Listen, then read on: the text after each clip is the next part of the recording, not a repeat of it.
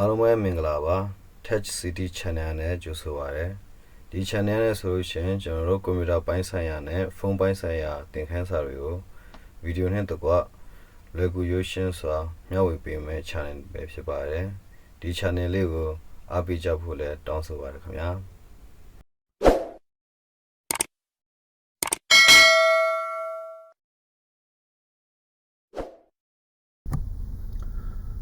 အားလုံးပဲမင်္ဂလာပါကျွန်တော်ဒီတစ်ခါမျှဝေပေးမှာတော့ကွန်ပျူတာနဲ့ Gmail account ဖွင့်နေပေါ့နော်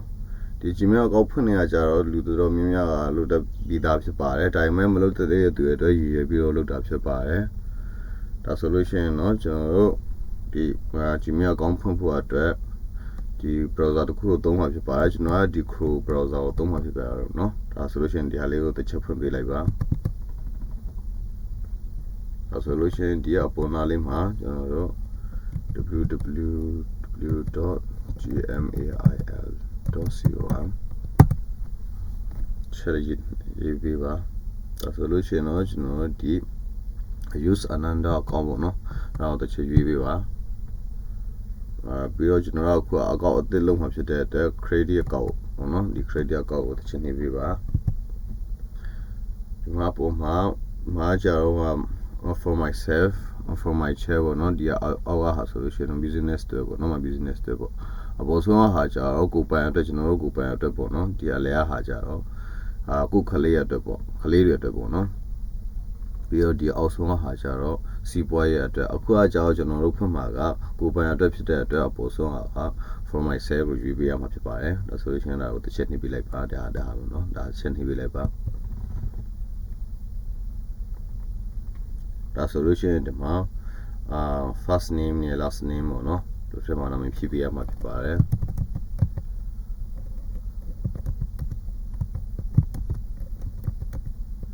ကိုကြိုက်တဲ့နာမည်ပေါ့နော်ကိုစဉ်းစားထားတဲ့နာမည်ကိုထည့်ပေးရမှာဖြစ်ပါတယ်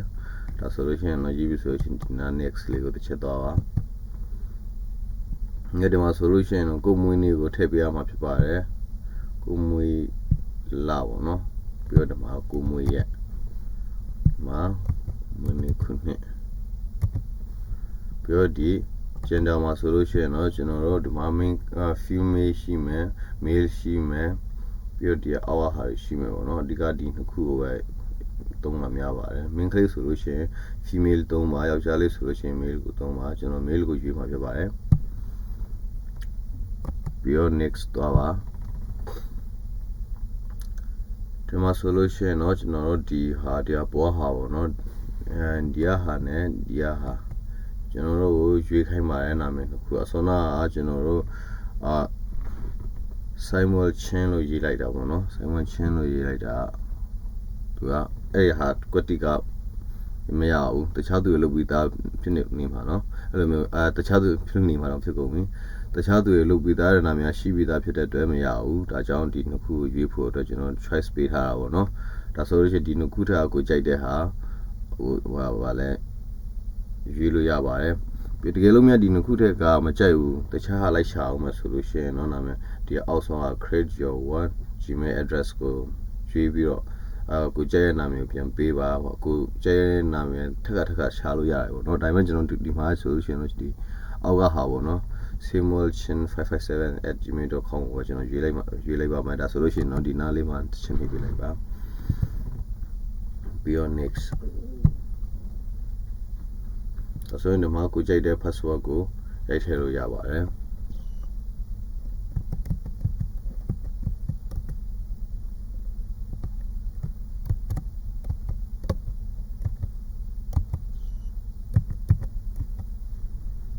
ပြီးတော့ဒီမှာအပွားဟာ password ကိုပဲမမှားအောင်ပေါ့နော်လုံးဝတူနေအောင်ရိုက်ထည့်ရမှာဖြစ်ပါတယ်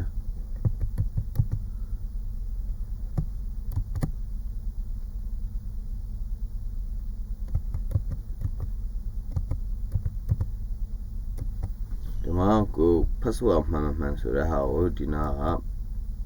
show password ဆိုတဲ့နေရာလေးမှာမှန်ချစ်ပြီးကြည့်လို့ရရနော်ဒီလိုဒါဆိုလို့ရှိရင်တော့တူတော့ဆိုလို့ရှိရင်ဒီနားလေးကဘေးက next ဆိုတဲ့ဟာလေးကိုချက်သွားပေးပါဒီမှာဆိုလို့ရှိရင်တော့ကိုဖုန်းနံပါတ်ကိုထည့်ရမှာဖြစ်ပါတယ်ဒီမှာဘေးနားလေးကဒီမြန်းလေးနားလေးဟာဆိုလို့ရှိရင်တော့ ကိုနေရဲ့နိုင်ငံကိုရွေးပေးရမှာဖြစ်ပါတယ်ဒီမှာဆိုလို့ရှိရင်အများကြီးပါနော်ဒီမှာအများကြီးပါကိုနေတဲ့နေရာကိုရွေးပေးရမှာဖြစ်ပါတယ်ကျွန်တော်ကမလေးရှားပေါ့နော်ဒါဆိုလို့ရှိရင်နော်ကျွန်တော်ဒီနားလေးမှာဖုန်းနံပါတ်တစ်ချက်ထည့်မှာဖြစ်ပါတယ်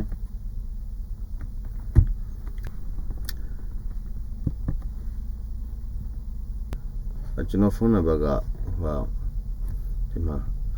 အကောင့်လုံးကများသွားပြီပေါ့နော်များသွားပြီဆိုတော့ခါကျတော့ကျွန်တော်တခြားဖုန်းနံပါတ်ကိုကျွန်တော်ထည့်လိုက်ပါနော်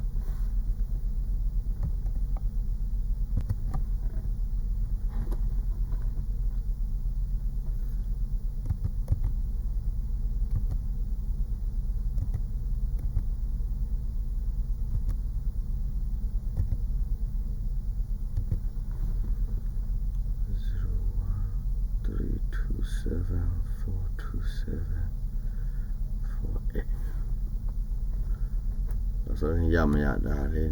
next ကိုတစ်ချက်သွားမယ်နော်ဒါဆိုရင် next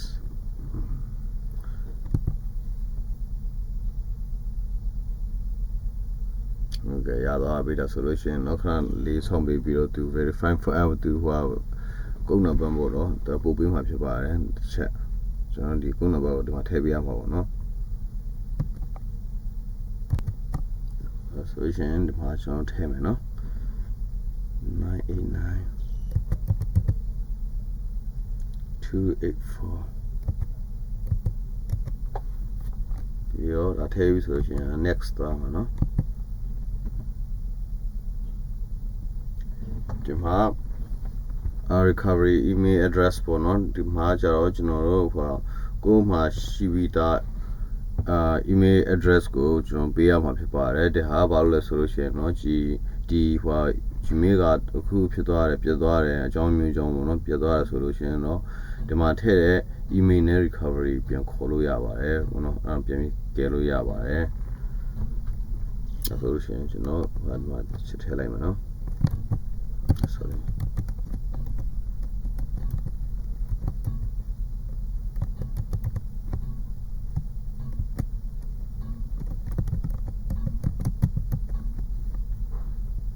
solution or next touch and let and the next to like one no my next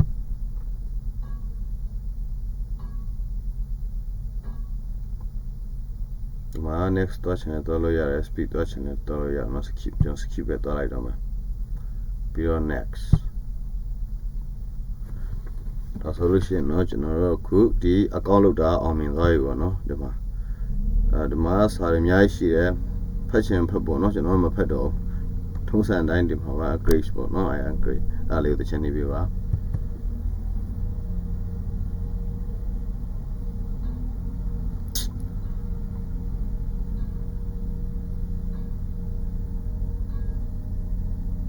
ဒါဆိုလို့ရှိရင်ကျွန်တော် account ဒီ Gmail account တစ်ခုကပွင့်သွားပြီပေါ့နော်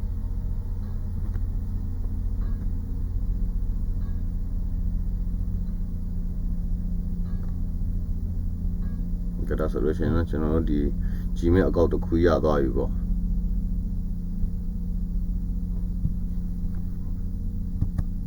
Okay ဒါဆိုလို့ရှိရင်အားလုံးလုပ်ရမယ်ထင်ပါတယ်เนาะကျွန်တော်ဒီပြနောက်ဗီဒီယိုမှာဆိုလို့ရှိရင် Gmail ရနဲ့ဘယ်လိုစာပို့ရမှာလဲ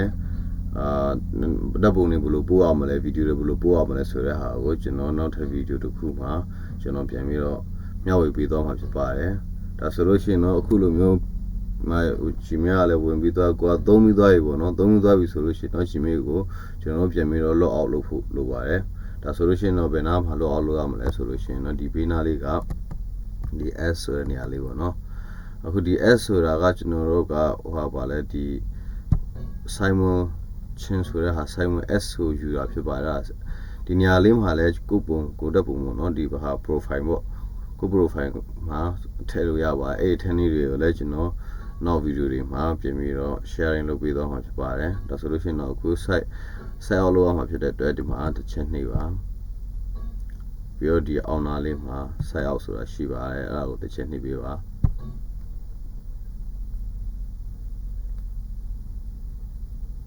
Okay ဒါဆိုလို့ရှိရင်တော့ကျွန်တော်တို့ထည့်သွားပြီပေါ့နော်ထည့်သွားရတာဆိုတော့နောက်ထပ်ပြင်ဝင်ခြင်းနဲ့ဆိုလို့ရှိရင်ဒီမှာဒါကိုတစ်ချက်နှိပ် ပြီးတော့ဒီမှာ full password ကိုပြန်ရိုက်ပေါ့နော်ဒါဆိုလို့ရှိရင်တော့ password ရိုက်ပြီးလို့ရှိရင်တော့ next ကိုနှိပ်ပြီးတော့အဆင်သင့်ဝင်လို့ရပါပြီလို့ဟုတ်ကဲ့အားလုံးအဆင်ပြေကြပါစေเนาะဒီမှာဒီဟာလေးတွေကတော့လူတိုင်းလုပ်တက်ပြီးဒါပေမဲ့အခုမှစပြီးတော့ညမလို့တဲ့သူရဲ့အတွက်ကိုရည်ရွယ်ပြီးတော့လုပ်တာဖြစ်ပါတယ်အားလုံးအဆင်ပြေကြမယ်ထင်ပါတယ်เนาะအားလုံးကျေးဇူးတင်ပါတယ်ခင်ဗျာ